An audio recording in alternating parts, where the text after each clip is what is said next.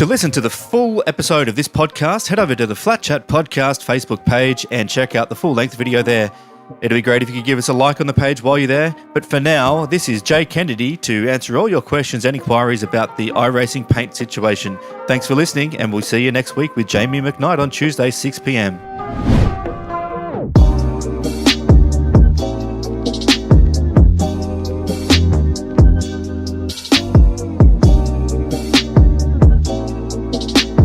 The Flatchat Podcast V8 Skypes edition.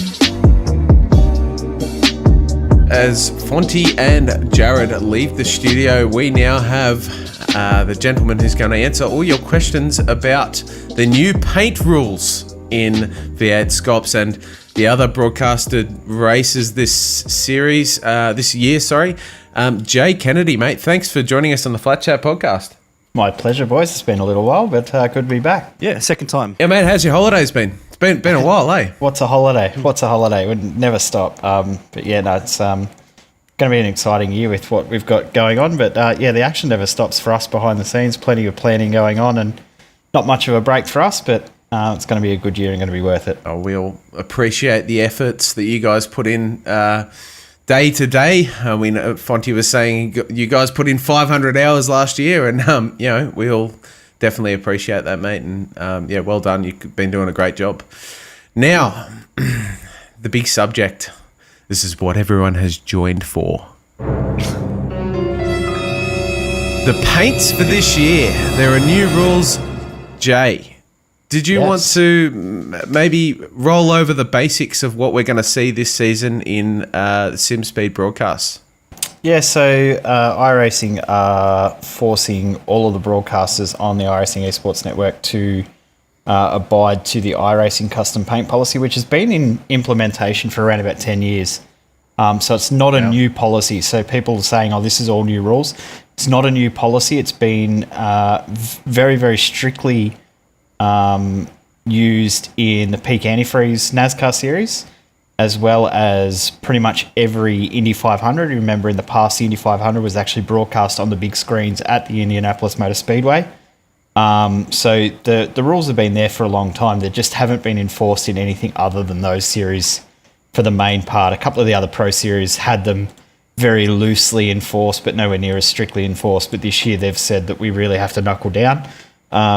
Simple reason being is that there's brands out there that's logos were being used on people's cars that were then going around wrecking people, and that's not how that company wants to be represented. It's not their image.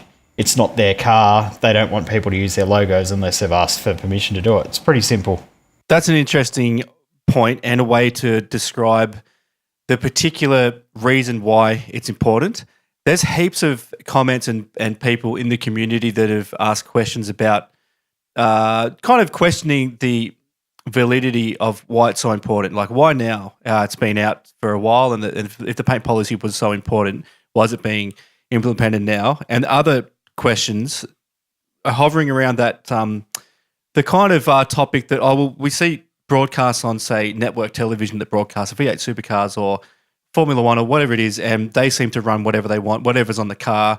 We don't see any press release or any documentation saying that the broadcasters themselves have to have permission. But I think that when you put it the way that you do, I hope that does answer a whole array of different queries about that particular way of looking at it, where it's the responsibility of, say, a team or a company that wants to sponsor a driver or a car or a series, that they have communication with those people and they make a kind of deal together, I guess. But if you've just got people sticking any logo on a car, you could go run around and be great, or you could go and crash the car and look like a complete wally. And that's kind of one of the reasons why there seems to be no control factor there for the logos that are on certain cars. There's no relationship there, it seems. If you just grab, a Castrol GTX logo off the internet and just stick it on your car, there's no relationship with the company. And that's something that seems like that's the reason behind why it's important. Yeah, that's exactly it. And us as a sport, sim racing as a sport, we're not just a hobby anywhere. We're past just being a game now. Where there's lots of money involved now. $300,000 for the World Championships this year in iRacing. The Formula One esports that was on last year had 5 million views or something like that. Ridiculous, like huge numbers of people are watching sim racing, and sim racing is no longer just a hobby or just a game anymore. It is truly a sport with the amount of money that's getting thrown around and the amount of investment that's going on behind the scenes. So I think that this is going to be a good thing going forward, but we're all human and humans don't like change. So that's, I think, the biggest thing as well, is it's so different. But once we're all used to it, it's just going to be the norm. So I don't think it'll be too big an issue, and I don't think it'll impact too many people. There'll be a few people out there that have to run liveries a little bit differently, but for the most part, most of the teams and most of the drivers out there have done the right thing beforehand anyway, and always ask for permission. It's not hard to just say, hey, I want to run this logo on my car. Is that okay? 99% of companies and people will say, yeah, that's fine. Yeah, and look, it goes back to, I mean, copyright rules all over the place have been, like internationally, have completely changed in the last couple of years. You've seen someone like Twitch, YouTube, Facebook. You can't just go and play a Metallica song in the background of a stream, otherwise they'll block it. That's the way I look at it anyway, is that it's exactly the same sort of preface, is that if you're using someone else's content. That's exactly right. You can't go and have copyrighted music. We have to be really careful on what music we include in our broadcasts for introductions and promo videos and stuff like that. We have to be really, really careful, because if we use copyrighted content, we can't actually have the content up on the broadcast at all, because it'll just get removed. So it's exactly the same. We don't own the content of those logos, and without permission, we legally shouldn't be showing those logos. And we've had some comments and people messaging us about recreational use, and it should be under the fair use because of recreational use. We're past recreational use now. This is for money. We, as a broadcaster, are registered as a business, so therefore we can't say it's for recreation, because we are a legal business. So there's too much money involved behind the scenes, teams getting money, people getting money involved in sim racing for it to be seen as recreational use, and it wouldn't hold up anywhere, I don't believe. Just on that topic, Jay, do you think maybe there's some space in the future, maybe this year sometime, to maybe have a little bit of a chat about that part of our sim racing side of the world here? Money doesn't seem to be something that is aware to everyone out there who races in your general iRacing leads in the supercar. I know that there are teams, like you just said, where money is a factor. Definitely the more competitive teams on the grid would probably experience more of that particular side of the esport. There's plenty of grassroots teams out there that would have no idea what we're talking about when we're talking about money, but I'm interested personally in it. The financial side of sim racing. Yeah, and specifically for our community too, because coming from just someone, for example, who just goes out, gets a G27 or G29 wheel, jumps on iRacing, just has a crack, to then a team who's paying drivers to be part of the team and then offering them something that's akin to some type of salary or bonus package financially. There's a big gap there, and I wonder if you maybe could shed some light on that in the future. I would love to have a bit of a chat about that, so some of the people out there could get a little bit enlightened about it too. Yeah, I think in the next little while we'll probably see things happening. There's a lot going on behind the scenes in regards to that sort of thing. So hopefully there'll be some announcements throughout the year and heading on towards the end of the year for 2020 on some big deals and big things happening in the community, and not only in our community but the worldwide sim racing community involving money and things like that. It's some big things and big people behind the scenes looking to get involved, which is always good to have. So that's why I think it's very, very important that we get this stuff right now before it's way too late. And just like on that, I know that there is a team in the Oz and Z community that have had these issues around copyrighted content. So to say that it doesn't happen here, there is a team that is out there on the grid in V8 Scops that have in the past put logos on the car without permission, got a cease and desist for it. So it does happen, it has happened, and it will continue to happen. It will happen less if we get on top of it beforehand and do the right thing. Yeah, so you're getting on top of it now, and that's really, really good news, right? And I just want to kind of jump into, put on a different hat here and delve into what some people might be thinking when we're talking about this kind of stuff.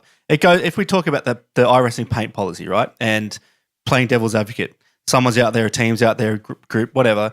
Oh, okay, so this has been in place for a while, and all of a sudden SimSpeed want us to give all this written permission, that's a bit steep or whatever. Like, we haven't had to do this in the past. We can just go to Trading Paints and grab any livery we want, worldwide, stick it on the car and drive around.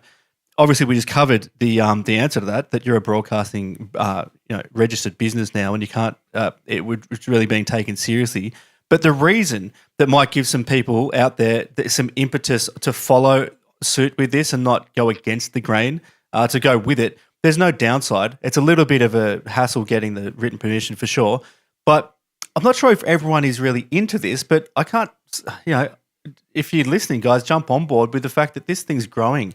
It's a bit of a moving vehicle that's gaining momentum to a place, like you just said, Jay, that maybe in the next couple of years, you're looking at worldwide 300K for the different series around the world. We've got a massive opportunity to do something real similar and even grow it past that, I'd say too, with what we have here in this community. And it's about getting these things right now, not just because someone at SimSpeed's being narky to get, some paperwork done. It's because you guys have really got a vision to do this for the community, the brand, and the race series to make it the best race series in the world. Would that all be right? Yeah, 100%. It's not just us as well. So it's us along with GSRC, RaceSpot, LSR TV, Apex TV, UK, PRT, PTR TV, I should say. So all of us involved in the iRacing Esports Network are all doing it. We're implementing it for all of ours. We think it should be just be a standard straight across the board. Other broadcasters are doing it in other ways from what we're doing it. So different broadcasters are doing it in different ways, but essentially every broadcast on the iRacing Esports Network has the same policy. There's no if, buts, maybes. It's 100% straight down the line. If you don't have written permission, you can't do it. So it's good in that aspect that there's no grey. It's black and white. So I think from that aspect, it's really good. But as you said, going forward, sim racing as a whole, we've got so much scope to grow. Like, we're at a very, very young age in regards to a sport. This year we've gone from $150,000 to $300,000 in prize money for World Championships. What could that go to next year or the year after? You never know. So getting on top of all of these things now is so crucial, and I think next year we're going to see some really huge things for sim racing. So effectively what you're saying is it's the growth of the sport, the platform that has led to this, and I can completely understand that based on those numbers. I know that the SimSpeed numbers, obviously, SimSpeed's doing very well in the last 12 months compared to the previous 12 months, which was also a good year. So there's definitely been growth across all the series, across all platforms. I'm assuming RaceSpot have probably seen fairly good growth as well. And that leads to it. When something gets bigger and more popular, it leads to a little bit more rules. And you see that in any sport out there as well. And you see salary caps in a lot of sports these days. It's a similar sort of thing. It's a big change. It takes a little bit to get to adapt to, but yeah, look, I think it's possible. I think it's a positive thing moving into the future. Well, even on other sports too. You say, for example, cricket at the moment, they're sponsored by Gatorade. You never see any of the players out there with a Powerade bottle because they're sponsored by one company. You can't have a different conflicting company. So they've got a written agreement with one company. They can only use that company's logos. It's the same concept. Can't be seen having one player out there using a different energy drink brand or a different sports drink brand or a different cricket bat brand. See them all with stickers on their pads because they're running different labeled pads, but they're covering up the logos, things like that. It's all the same concept at the end of the day. You just have to only run what you have permission to run, and every professional sport out there does the exact same thing. Just we're trying to make it as professional as we can without it being professional at this stage, but we know that it's coming in the future. Do you think, and this is a bit of a controversial question, I suppose, do you think that you've received obviously a lot of feedback about this? Do you think that this will drive some people away from the series or from the platform at all? I don't think so. Considering it's only in regards to broadcast stuff, so in regards to what everyone sees personally, they can still run Trading Paints in the background and run their own stuff. So I don't think it impacts anyone negatively. If you don't have a livery that can make it on the broadcast, you don't have to have a livery that comes on the broadcast. You can just make it plain white or just run the normal in-sim liveries, which we've seen many people do throughout all of the years, Mario Vlasic for the last four or 5 years has just run a standard plain red iRacing car without a livery on Trading Paints. It doesn't matter. It's just what he runs, and you know who he is. So it's just going to take a little bit of getting used to, but I don't think it'll negatively impact it in regards to participation and things like that. And if it does, I think people are racing for the wrong reason. Yeah, and I must say as well, like you look at other series out there, major series, for example, there's a whole bunch of different series out there which require you to register the series. I think that's probably the biggest thing is the registration sort of process. It's definitely one of the biggest things on top of the written permissions. Is that you have to register and you have to upload your paints and all that kind of stuff. We've been doing that for a long time. It's just been in a different format, yeah? Well, you've done it how long ago at Trading Paints? You had to register your account, wait for the stuff to come through, and then upload all your paints. It's just the same thing over again. This is exactly the same concept as what we've had with Trading Paints for the last 8 or 9 years since Trading Paints has been around. And the fact that we're implementing it and we'll also include a results hub and things like that in the future as well, which we're investing quite a lot of money into in the background, will really help showcase it and make it a really quality thing. We know it hasn't been the easiest implementation and we've had some issues in the background, but once everything's all set up and in the future, it's going to be really, really cool what we've got planned for the website and for all of that sort of thing as well.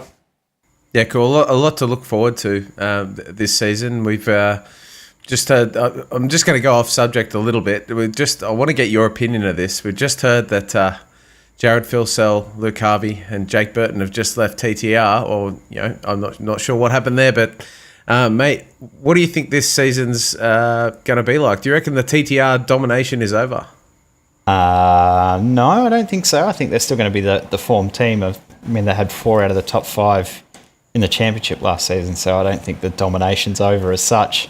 Just think that it might mean that we might see some other coloured cars up towards the pointy end as well throughout the season. I think it's adds a little bit of extra excitement. We might see some different names up towards the front.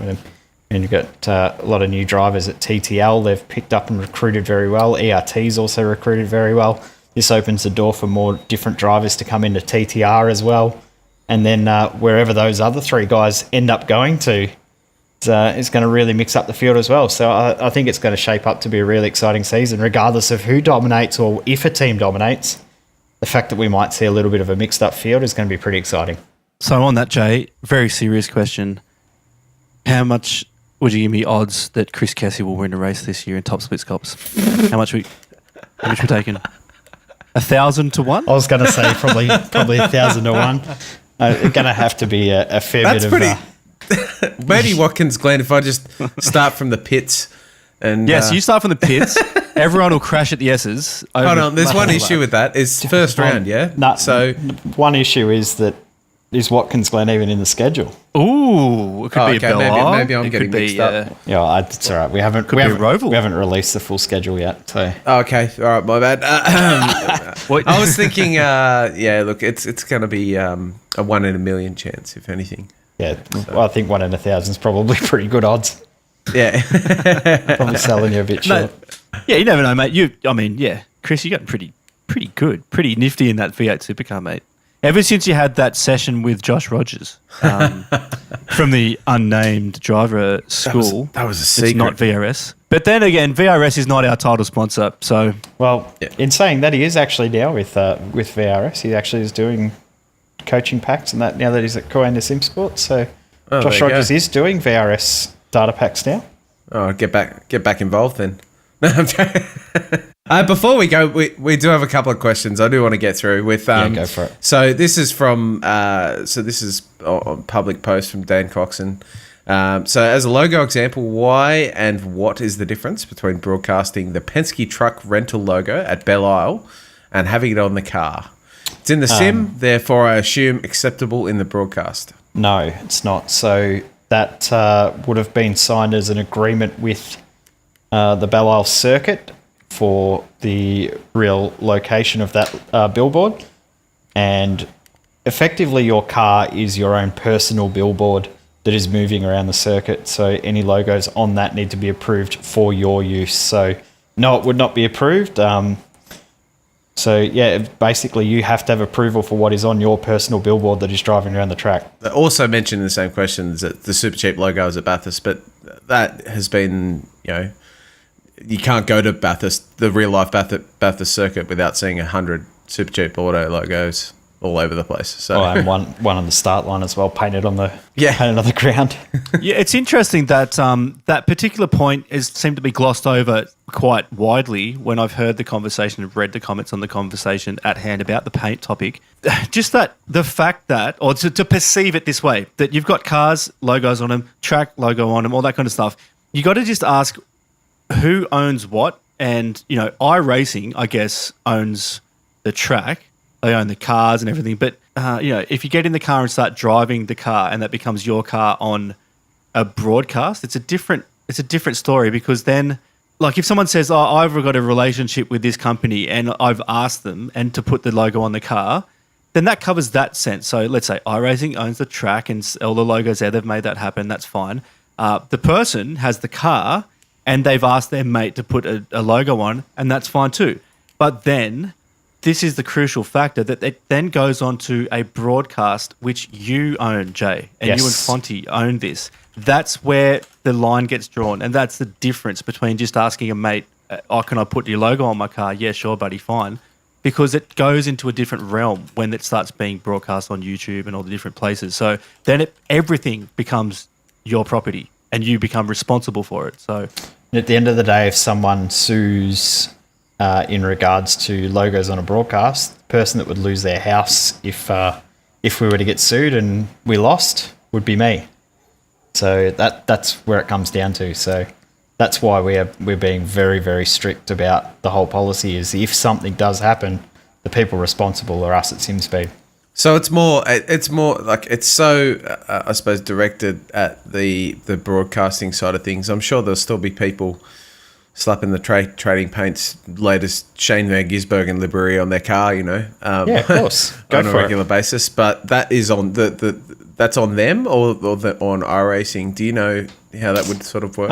So if those logo, like we've gone through the skins, we go through the skins every day before we broadcast, and we basically just don't add those skins that aren't approved or have logos that can't be used to those packs. So we've had quite a few Red Bull helmets that have been uploaded, and Monster Energy helmets, and Ken Block inspired liveries, and all things like that. They just won't appear on the broadcast. There's no way that they will be approved. So we just remove them, and it can't be shown, full stop. Well, on the conversation of helmet liveries, there was another question that caught my eye from one of the other co-hosts in the show, Bo Albert. I'm not sure whether you saw it, Jay, but yes, I did see this one. Do I need written consent to put Fonty's face on my helmet visor? I don't believe Fonty's face is trademarked. I'm going to guess it's public domain, so I guess you could if you really wanted to, but I'd say it would at the same point. I suppose it could be considered offensive. I mean, have you seen that face?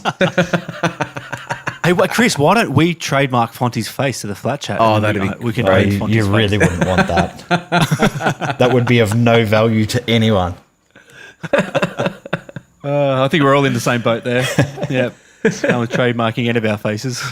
Well, okay, I think we might have reached the end there. JC, have you got anything else to cover off in regards to mate. No, deliveries? Not really. I just hope that we didn't sound as a Flat Chat podcast. We do. I just like transparency, mate. I'm just putting that statement out there. Transparency is great. There's nothing to hide in this community. We're not this is not a capitalist, crazy environment. It's just a bit of fun that's now turning into something that is beginning to get more professional, I guess, and it's going to grow and expand like anything does. And it's nice to know that you guys at SimSpeed, Jay, are looking out for everyone, even though sometimes it gets taken to just, I don't know, trolling or something, but it's not. Why you're doing this is just a joke. It's just a joke. You can't tell me what I can do. Wow. Well, there's nothing wrong with that attitude. If you want to do your own thing, do your own thing. You can do your own thing. That's fine. Exactly. But this is a broadcast that you guys have put a lot of time and energy into. Yeah. And, mate, we back you guys 100%. But we also do like to stand on our own 2 feet. And if there's any questions or any hard questions need to be asked, we would like to be there for that. But in this particular instance, I think that we can see it pretty clearly because we talked to you and it seems all legit from this point of view. So I hope that message got across to the listeners. If you guys do have any further questions, make sure you send them to the Flat Chat podcast and we'll endeavour to find out the answers to your questions. We got no dramas, taking on some of the load from Jay. I do get quite a lot of messages too. So So show some respect and send it to the Flat Chat podcast. I would appreciate the not too silly questions about, can I just run this logo because so-and-so is running this logo? If you don't have permission, you can't do it. Full stop. There's no ifs, buts, maybes. It's very, very black and white. The rules are not grey at all. It is 100% black and white. You need permission. It has to have your name or team name on it. If it doesn't, you can't use it. Simple. One question I will ask that probably will come up. Can people use the SimSpeed logo? Yes. All of the broadcasters have agreed to release their logos for use. You can use our logo. It has been posted a couple of times in our Discord, and we'll post it again up there as well for everyone to use. We encourage people to use our logo. If you need to fill a logo, got a spot on your car that looks like it needs something, feel free to grab ours. We're more than happy for you to have our logo on the car.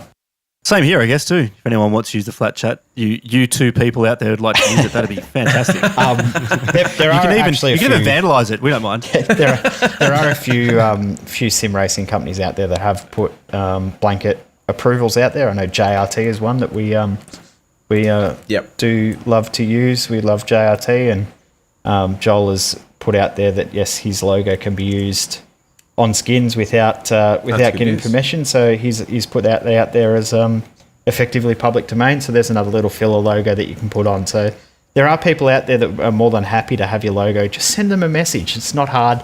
And one thing that could come from it is a company that you message and ask to have the logo on the car. They could even sponsor you and pay you for it down the line. So build that relationship with the company. Don't be scared to ask. The worst they can say is no. Fantastic. Well, so Jay, I mean, the season's coming up very soon. How long have we got until Scop's registration comes out, and when does the season start? Season starts in 5 weeks' time from memory, and registration will be open very, very soon. We will have registration running through the website, which will then also enable you to select your car number and all that sort of stuff as well. We'll all then link up to the paint section as well, so you can do all of that together. And keep your team details all registered through that as well. And then it will also have all the points and all of that through that as well. Then from there, we'll also be able to grab details out of the website and add them into the broadcast as well. So that should be pretty cool too. So that particular part of the site, Brett Cananzi did ask that he couldn't get his liveries he couldn't get into the site. Yep. I know that Fonty was just on before you, and he was saying that should be up and running. So, Chris, did you say you checked today? Is that up and running now? It's still working on it. Okay, we'll get it fixed. We'll get it fixed. There have been some people that have been having issues. Don't be afraid to shoot us a message on Discord if you are having issues. 99% of people are having no issues. We were being DDoS the other day, so we had to invest in some more stuff in the background. We spent a lot of money on this, so. It's not going anywhere, so we'll make sure we work on it and get it right. But send us a message if you are having issues and we'll work something out. Fantastic. Well, Jay, mate, thank you very much for joining us. I know it was a bit of a touchy subject for some, definitely some of the listeners out there. So, mate, thanks heaps for joining us. Yeah, no problems at all, guys. It's going to be a really good year for sim racing, a real good year for Australia and New Zealand sim racing. Fantastic. All right. Well, JC, I think we're done for the day, mate. You better start getting that ending ready. I will get the ending ready, and if I survive the heat wave that we're going through, that'll be nice. It's 40 degrees in here, isn't it? I opened up a paddle pop, and it's now a chocolate milkshake. Like 2 minutes ago. Fantastic. Well, if you want to contact us, just hit up the Flat Chat podcast on Facebook, or you can see us on simspeed.tv and just click on the entertainment tab.